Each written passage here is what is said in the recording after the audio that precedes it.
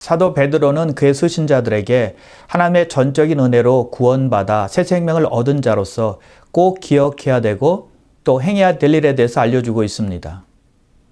앞서 베드로는 그들에게 마음의 허리를 동이라고 했고 순종의 자식처럼 살아가야 한다고 말을 했고 하나님께서 거룩하신 것처럼 너희도 거룩해야 된다라고 일러주면서 그들을 권면했습니다. 이제 베드로는 그들에게 기독교의 가장 핵심 진리인 것에 대해서 상기시켜주고 있는데요. 18절과 19절입니다. 너희가 알거니와 너희 조상이 물려준 헛된 행실에서 대속함을 받은 것은 은이나 금같이 없어질 것으로 된 것이 아니요 오직 흠없고 점없는 어린 양 같은 그리스도의 보배로운 피로 된 것이니라. 베드로는 바로 대속에 대해서 알려주고 있는 거죠. 대속하다라는 말은 헬라어로 루트로 오마이라는 단어인데요.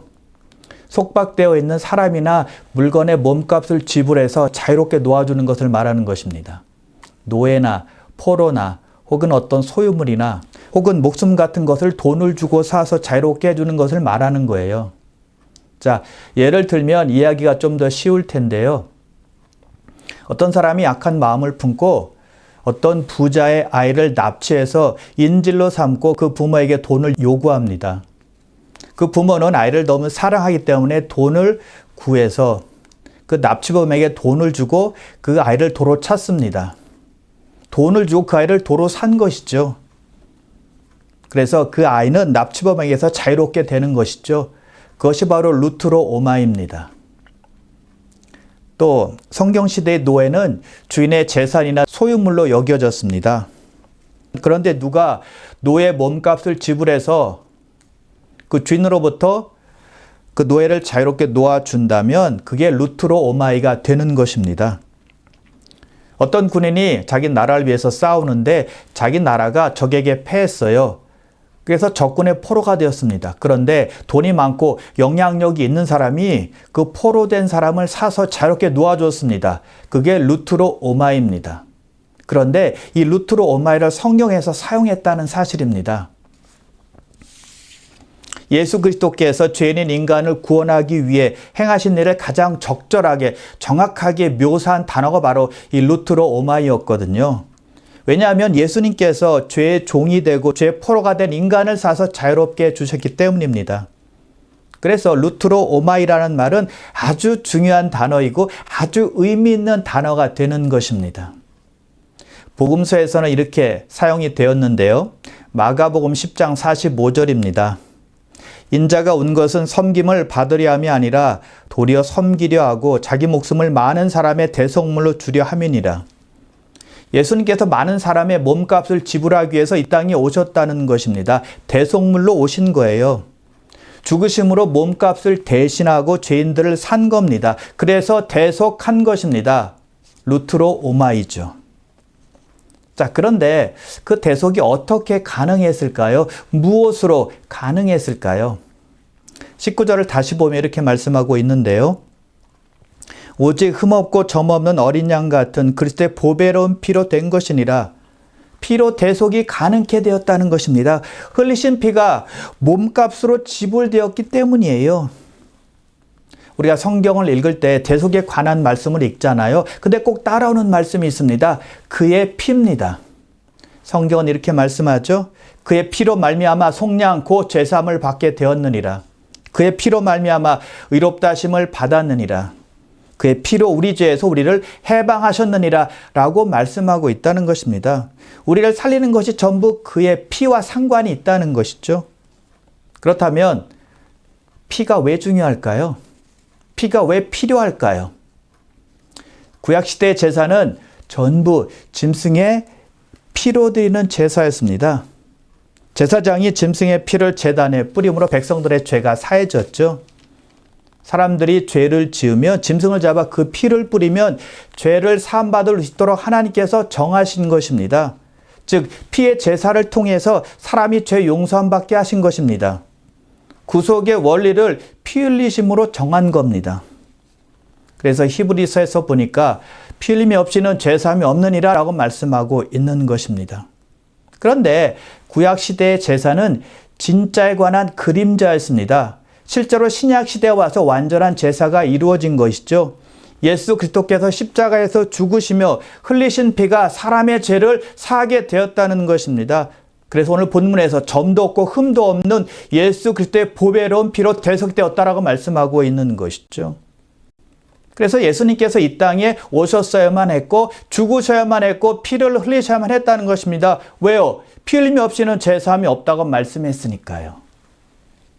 예수님께서 제자들과 함께 6월절 만찬 석상에서 식사하시면서 잔을 가지시고 축사하시며 이렇게 말씀하세요. 이것은 죄사함을 얻게 하려고 많은 사람을 위하여 흘리는 바 나의 피 곧 언약의 피니라.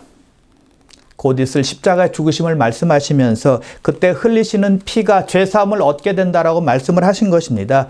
우리가 살기 위해서 반드시 필요한 것이 그리스도의 피라는 겁니다.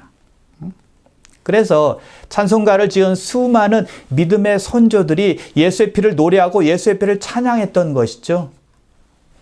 나의 죄를 씻기는 예수의 피밖에 없네. 귀하고 귀하다 예수의 피밖에 없네. 죄에서 자유를 얻게 함은 보혈의 능력, 주의 보혈 능력이 있도다. 주의 보혈, 그 어린 양의 매우 귀중한 피로다. 예수로 나의 구주 삼고 성령과 피로써 거듭나니. 한결같이 같은 마음을 가지고 예수의 피를 노래하고 있다는 것이죠. 그래서 사도 베드로는 그의 수신자들에게 그들이 구원받은 것은 그리스도의 피로 가능케 되었다라고 그들에게 상기시켜 주고 있는 것이고요. 복음의 진리로 그들의 마음을 다시 한번 일깨워주고 새롭게 해주고 있는 것입니다. 자, 베드로는 그의 수신자들이 대속함을 받은 것은 은이나 금같이 없어질 것으로 된 것이 아니라 그리스도의 피로 되었다고 말씀하고 있죠. 그 당시 초대교회 때는 많은 노예들이 있었습니다.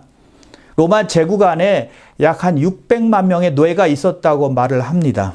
엄청나게 많은 숫자죠. 근데 그들을 자유롭게 하기 위해서 필요한 것은 그들의 몸값을 지불하기 위한 은이나 금 같은 것들이었다는 겁니다. 돈을 지불하면 뇌를 해방시킬 수가 있었어요. 그런데 이 땅의 은과 금으로 죄의 종이 된 우리를 죄에서 자유롭게 할 수 있나요? 죄의 노예에서 우리를 풀어줄 수 있나요? 안 된다는 것입니다. 아무리 돈을 많이 지불해도 안 돼요. 그래서 예수님께서 이 땅에 오신 것이고 우리를 위해서 죽으신 것입니다. 피 흘리셔야만 우리의 죄사함이 있으니까요. 속죄의 유일한 수단으로 피를 정하셨다는 것입니다. 하나님께서 규정하신 구속의 원리였기 때문이에요. 그래서 예수님께서 흘리신 피가 점도 없고 흠도 없는 어린 양의 보배로운 피라고 말씀하고 있는 것이죠. 그래서 그냥 피가 아닙니다. 보배로운 피, 귀중한 피죠. 어떤 것도 그리스도의 피보다 더 귀한 것은 없는 것입니다. 우리 몸에 피가 흐르지 않는다면 우리가 살 수 없죠. 마찬가지로 그리스도의 피가 없으면 우리가 생명을 얻을 수 없는 것입니다. 은이나 금 같은 세상 물질로는 우리의 영적인 상태를 변화시킬 수가 없거든요. 이 땅이 어떤 값진 것으로도 우리의 구원을 살 수는 없다는 거예요. 왜? 생명은 피에 있기 때문입니다. 우리가 음식을 먹지 않아도 어느 정도 견딜 수 있습니다. 그리고 물을 마시지 않아도 한동안 참을 수 있습니다. 그런데 우리 몸에 피가 흐르지 않으면 우리가 살 수 없는 것입니다. 즉시 죽게 되어 있어요. 그래서 레위기에 보니까 육체 생명은 피에 있느니라라고 말씀하고 있다는 것입니다. 생명과 피를 하나로 본 거예요. 그래서 예수님께서 십자가에서 흘리신 피는 보배로운 피고요. 값진 피고요. 우리를 살리고 구원하시는 생명의 피라는 것입니다. 여러분, 우리는 절대 우리 죄에서 스스로 벗어날 수가 없습니다. 오직 하나님의 어린 양의 희생의 피로 말미암아 우리가 죄사함을 얻고 구원받을 수 있고 살아날 수가 있게 되는 것이죠. 히브리서 9장 12절인데요. 염소와 송아지의 피로 하지 아니하고 오직 자기의 피로 영원한 속죄를 이루사 단번에 성소에 들어가셨느니라. 자기 피로 우리에게 영원한 속죄를 이루셨다는 것입니다. 그래서 예수의 피가 중요한 것입니다. 그래서 예수의 피를 노래하고 예수의 피를 찬양하는 것이 필요한 것이죠. 그래서 피의 대속이 얼마나 중요한지를 잘 알 수가 있습니다. 자, 그런데 여러분, 하나님께서 예수 그리스도를 통한 대속을 언제 결정하셨을까요? 언제 계획하셨을까요? 20절인데요. 그는 창세전부터 미리 알리신 바 되시니나 이 말세에 너희를 위하여 나타내신 바 되었으니 하나님께서 아들 예수님을 창세전에 대속물로 택하셨고 때가 되자 우리를 위해서 우리에게 나타내신 바 되었다라고 말씀하고 있는 것입니다. 하나님께서 우리를 위해 대속의 계획을 세워 놓으셨는데 그때가 창세전이라는 것입니다. 세상이 창조되기 전에 우리를 위한 구원의 계획을 세워 놓으셨다는 거예요. 여러분이 가장 존경하고 사랑하고 소중하게 여기는 분에게 선물한다고 생각해 보십시오. 어떻게 선물하고 어떻게 준비하겠습니까? 그냥 대충 아무거나 사서 그 선물을 줄까요? 결코 그렇게 하지 않을 것입니다. 미리 고민하고 준비하고 계획을 할 것입니다. 많은 서치를 통해서 직접 물건을 구입해서 받는 분이 얼마나 기뻐할까라는 상상을 하면서 물건을 포장하게 될 것입니다. 서프라이즈 할 수 있도록 가장 좋은 것으로 비밀리에 준비하게 될 것입니다. 하나님께서 인류의 대속을 위해서 그리고 저와 여러분의 구원을 위해서 그렇게 준비하고 계획했다는 것입니다. 사랑하는 마음을 가지고 가장 좋은 것으로 예비하신 거예요. 베스트로 준비한 것이죠. 그래서 그렇게 오래전에 준비하고 계획했다는 것입니다. 그래서 대속은 그냥 저절로 이루어지는 것이 아니라 오래전부터 하나님의 치밀한 계획하에 이루어진 것입니다. 그렇다면 우리는 하나님께 스페셜한 존재가 되었다는 것입니다. 하나님께 특별한 존재라는 거예요. 얼마나 축복된 존재인지 얼마나 귀한 존재들인지 모릅니다. 말할 필요도 없는 것이죠. 그래서 흠도 없고 점도 없는 어린 양의 보배로운 피로 우리를 대속하셨다라고 말씀하고 있는 것입니다. 그러므로 우리가 가장 존귀한 자요, 가장 복받은 자요, 가장 사랑받는 자라는 사실을 결코 잊지 말고 사시기를 바랍니다. 신실함과 인자하심을 항상 우리에게 보여주시고 그 영원하신 하나님의 능력을 통해서 우리를 인도하시고 우리에게 축복 주시는 그 하나님을 찬양하며 노래하며 또 거룩함을 가지고 살아가시길 바랍니다. 1988년 알메니아에 큰 지진이 있었습니다. 공식적으로는 2만 5천 명이 죽었다고 되어 있는데 비공식적으로는 약 5만 명 정도가 죽은 것으로 전해지고 있습니다. 무시무시한 재앙이었습니다. 엄청난 지진이었어요. 그 지진이 일어났을 때 건물 속에 갇혀 있다가 8일 만에 극적으로 구조된 엄마와 딸의 이야기가 있습니다. 엄마의 이름은 수잔이었고 딸의 이름은 가얀이었는데 그 당시에 4살이었습니다. 1988년 12월 7일 그들이 살고 있었던 9층짜리 아파트가 젤로처럼 막 흔들리기 시작했습니다. 엄마 수잔이 가연이를 꼭 붙잡았을 때 그때 바닥이 갈라졌고 건물은 와르르 무너지고 말았습니다. 두 사람은 콘크리트와 먼지와 또 강철에 휩싸이면서 아래로 굴러 떨어졌습니다. 지하로 떨어진 두 사람은 수많은 건물 잔해로 둘러싸여 있었고 먼지 때문에 앞을 볼 수가 없었습니다. 그리고 숨을 잘 쉴 수가 없었다고 합니다. 건물 잔해가 쏟아져 내리는 상황 속에서도 그들이 살아난 것은 정말 기적 중의 기적이었습니다. 시간이 좀 흐른 후에 어둠 속에서 딸 가얀이가 엄마에게 애원하며 부르짖습니다.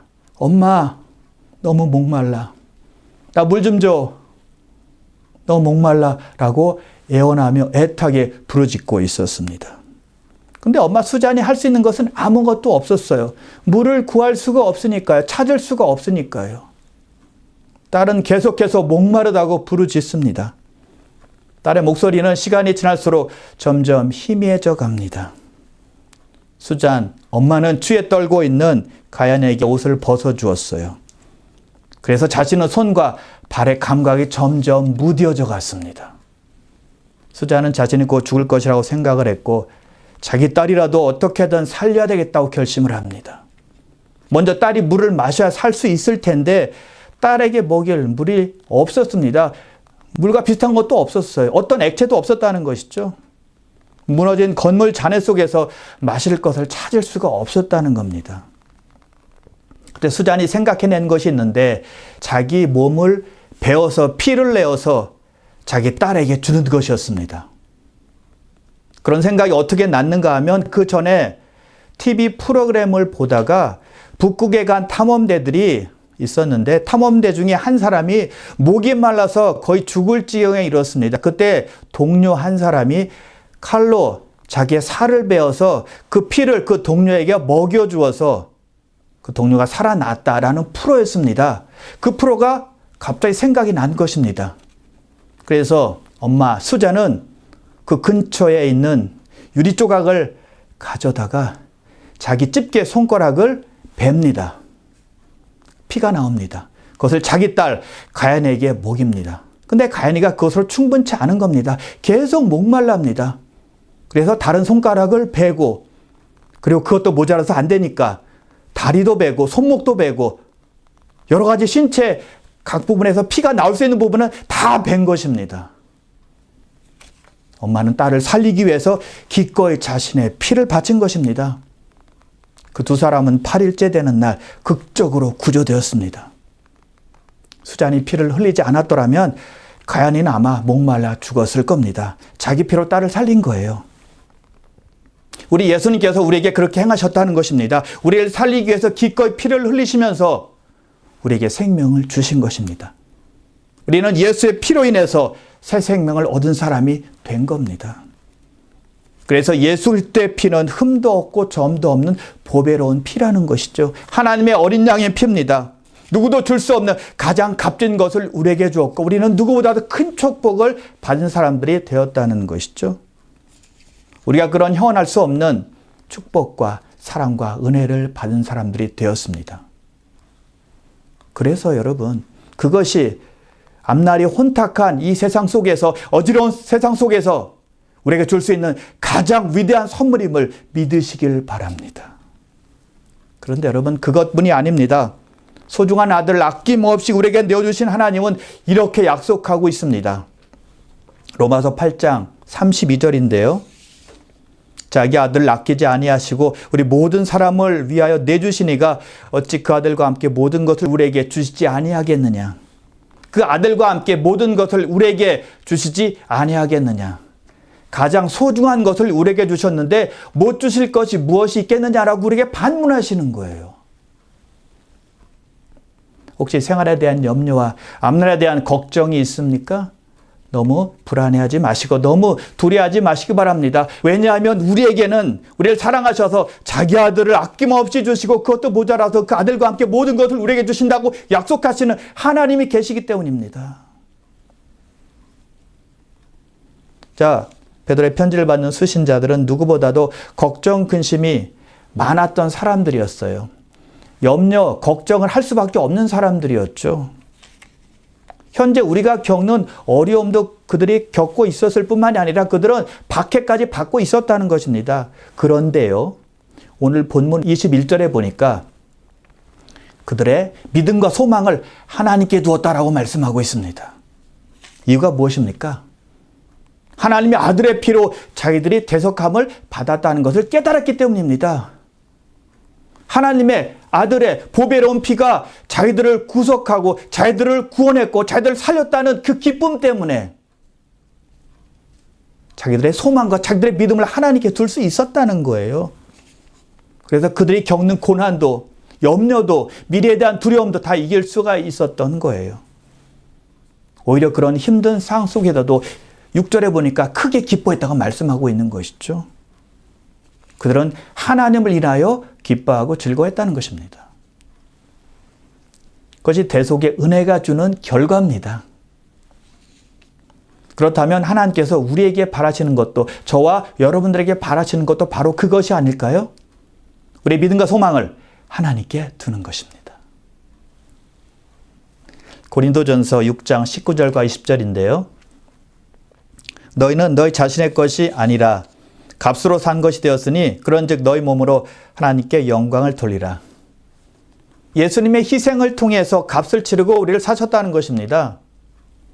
이제 우리는 우리 자신의 것이 아니라 하나님의 것이 되었기 때문에 하나님께 영광을 돌리며 살아야 된다라고 말씀하고 있는 것이죠.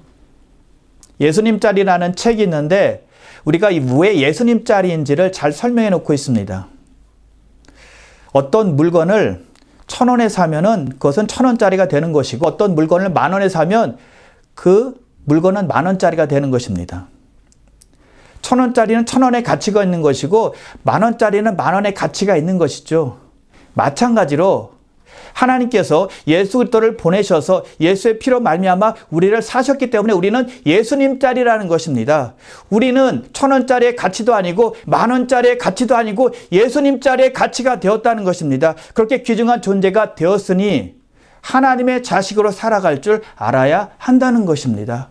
왜요? 우리는 가장 가치 있고 소중한 존재가 되었기 때문이죠. 앞서 말씀드린 알미니아 지진으로 인해서 살아났던 그 딸 이름이 가야니였죠. 그때 4살이었는데 지금은 39살입니다. 자, 가야니가 지금 35년을 살았는데요. 35년을 살면서 엄마에게 얼마나 감사하며 살아왔을까요? 엄마의 얼굴을 보면서 또 엄마를 생각할 때마다 눈물이 날 것입니다. 엄마의 피가 아니었더라면 자기가 살 수 없었을 테니까요. 그래서 딸 가야니가 해야 되는 일은 무엇인가요? 엄마에게 늘 감사하며 죽을 때까지 감사하는 것이죠. 그리고 엄마를 사랑하며 엄마를 섬기며 엄마 말 잘 듣고 착한 딸로 사는 것입니다.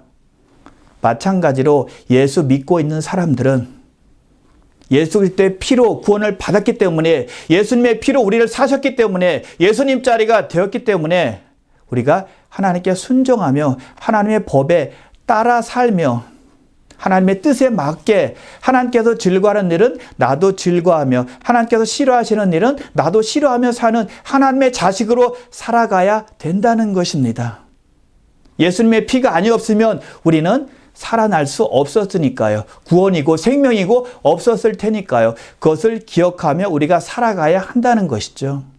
그래서 사도 베드로가 너희가 대속을 받은 것은 은과 금같이 없어질 것으로 된 것이 아니라 하나님 아버지 아들 예수 그리스도의 보배로운 피로 된 것이니라 라고 말씀하시면서 우리가 어떻게 살아야 될지를 얼마나 귀한 존재이고 얼마나 복받은 존재인지를 생각하며 살아가라고 우리에게 권면해 주고 있는 것입니다.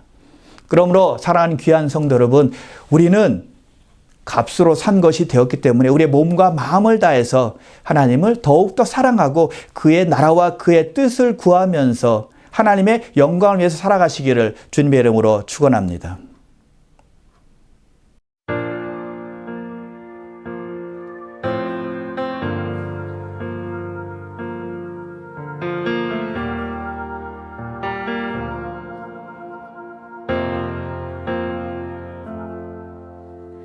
난 죄만 더 그런 사람이었네. 길 잃고 방황해 끝을 향해 달렸네. 죄로 벌어진 틈은 너무 멀어. 하지만 그 끝에서 주님 내 손 잡으셨네. 한길 만들어 그 틈을 메우네. 주보좌 버리고 내 안에 세우네. 십자가에서 내 빚을 갚았네. 죄사슬 끊기고 내 영혼 자유에 감사해요. 주님의 보혈 감사해요. 나를 씻었네. 감사해요. 날 구하셨네. 어둠에서 빛으로 날 건지셨네.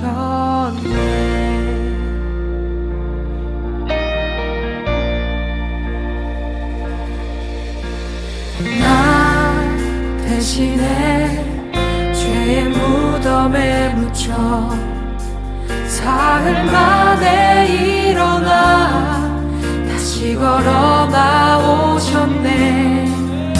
사망 힘 잃고 생명 끝없네.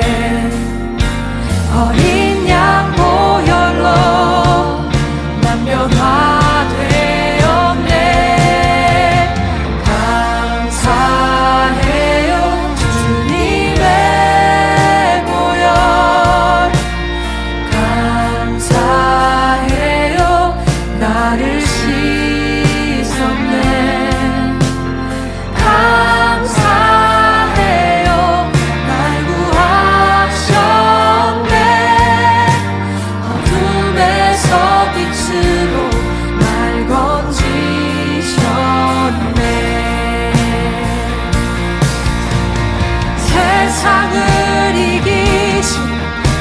기적을 행하는 예수의 보혈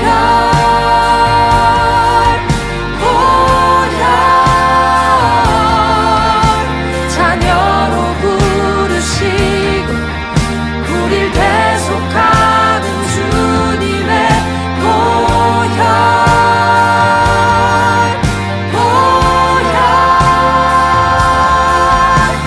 세상을 이기신 기적을 행하는 예수의 보혈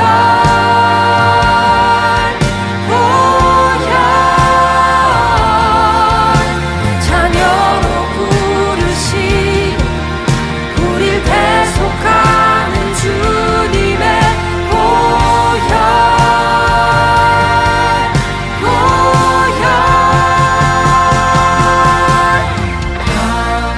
감사해요 주님의 보혈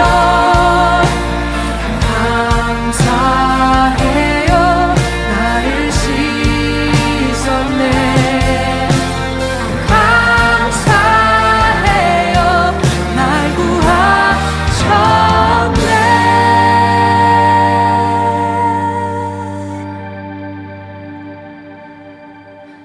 어둠에서 빛을